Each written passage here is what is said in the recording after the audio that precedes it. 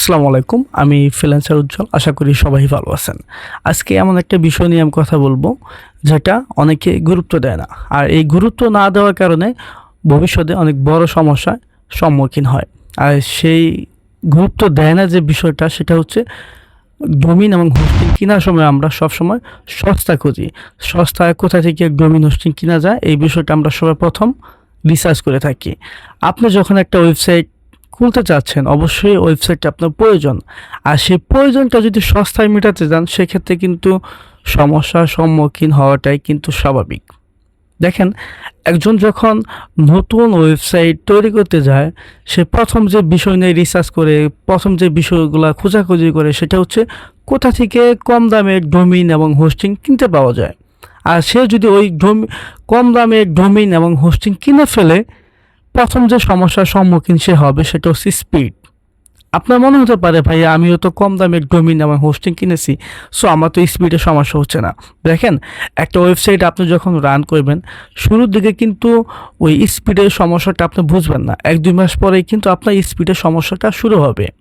এটা হচ্ছে সস্তার ডোমিন হোস্টিং কিনা প্রথম যে সমস্যাটা আপনার নজরে আসবে, সেটা হচ্ছে স্পিডের কথা বলতেছি আমি। 2-3 মাস পর থেকে কিন্তু আপনার স্পিডের সমস্যা হবে। আপনি যদি ই কমার্স বিজনেস করেন, সেক্ষেত্রে আপনার কোনো ক্লায়েন্ট, কোনো কাস্টমার যদি আপনার ওয়েবসাইট ভিজিট করতে যায়, সে যখন 3 থেকে 4 সেকেন্ড দেখবে শুধু ব্রাউজিং হচ্ছে, মানে শুধু ঘুরতেছে, কিন্তু বাট ওয়েবসাইটের ভিতরে প্রবেশ করতেছে না, সে কিন্তু ওই সাইট থেকে চলে যাবে, কখনোই থাকবে না। আপনি নিজেও কিন্তু থাকবেন না। সো এতে কিন্তু আপনার বিজনেসে ক্ষতি হচ্ছে। দ্বিতীয় যে সমস্যার সম্মুখীন আপনি হবেন, সেটা হচ্ছে ডাউন। প্রায় সময় দেখবেন আপনার ওয়েবসাইট ডাউন অবস্থায় আছে।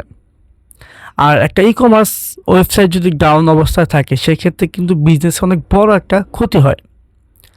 আপনি ধরেন যে সামনে আমাদের রমজানের ঈদের আগে কিন্তু মানুষ অনেক কেনাকাটা করে।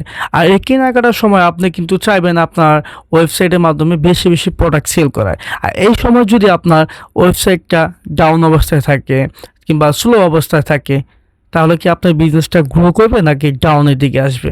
অবশ্যই ডাউনের দিকে আসবে। তৃতীয় যে সমস্যাটা, সেটা হচ্ছে যে আপনি লক্ষ্য করবেন কাস্টমার সাপোর্ট। এই সস্তা ডোমিন এবং হোস্টিং কেনার পর দেখবেন ঠিকভাবে কাস্টমার সাপোর্ট আপনি কখনোই পাবেন না। আপনি এখন একটা সমস্যার সম্মুখীন হয়েছেন, আপনি যখন তাদের কাস্টমার সাপোর্টের জন্য কল করবেন, ঠিকভাবে তাদের সাপোর্ট পাবেন না, লাইনে পাবেন না। এক্ষেত্রে কিন্তু আপনার বিজনেসে অবশ্যই ক্ষতি হবে। চতুর্থ নম্বর আপনি যে সমস্যার সম্মুখীন হবেন, সেটা হচ্ছে নিরাপত্তা। আপনার সস্তায় যে হোস্টিংটা নিয়েছেন, যে সার্ভার থেকে হোস্টিংটা আপনি কিনেছেন, সেটা কিন্তু স্থিতিশীল, কখনো ভালো চলতেছে, কখনো খারাপ চলতেছে। আর এই সুযোগটাই কিন্তু বিভিন্ন ভদ্রলোকরা নিয়ে থাকবে। আপনার ওয়েবসাইট কিন্তু যে কোনো সময় তাদের হাতে চলে যাবে। যে সমস্ত ভদ্রলোক আপনার ওয়েবসাইটটা সবসময় নজরের উপরে রাখতেছে, যখন দেখবে আপনার ওয়েবসাইটটা ডাউন অবস্থায় আছে কিংবা ঠিকঠাকভাবে চলতেছে না, আপনার সার্ভারটা অতটা শক্তিশালী না, অতটা নিরাপত্তা নাই, আপনার সার্ভারে নেই, তখন কিন্তু যে কোনো সময় আপনার ওয়েবসাইটটা তাদের আন্ডারে চলে যাবে।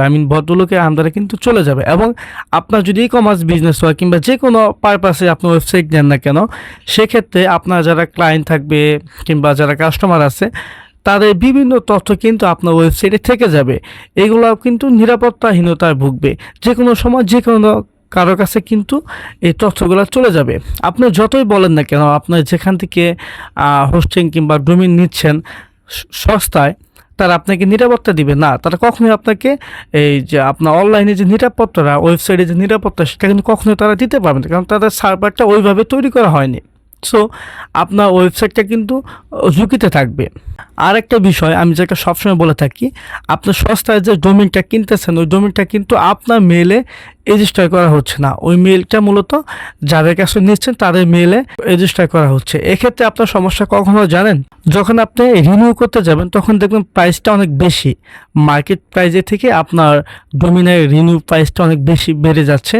প্লাস আপনি যখন চাইবেন না আমি এই সার্ভার থেকে অন্য একটা সার্ভারে আমার ডোমিনটা ট্রান্সফার করব, সেক্ষেত্রে কিন্তু আপনি বিভিন্ন সমস্যার সম্মুখীন হবেন। সহজে আপনার ডোমিনটা ট্রান্সফার করতে পারবেন না। আর যদি ট্রান্সফার করতে পারেন, সেক্ষেত্রে সময় প্লাস অর্থের অনেক খরচ হবে কিন্তু।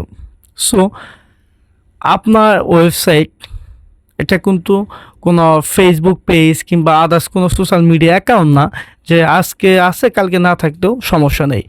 এটা আপনার একটা সম্পদ। ওয়েবসাইট হচ্ছে একটা মানুষের কিংবা একটা বিজনেসের একটা বড় একটা সম্পদ। এখানে অনেক নিড জেনারেট হয়, অনেক ক্লায়েন্টের তথ্য থাকে, অনেক কিছু কিন্তু ওয়েবসাইটের সাথে জড়িত থাকে।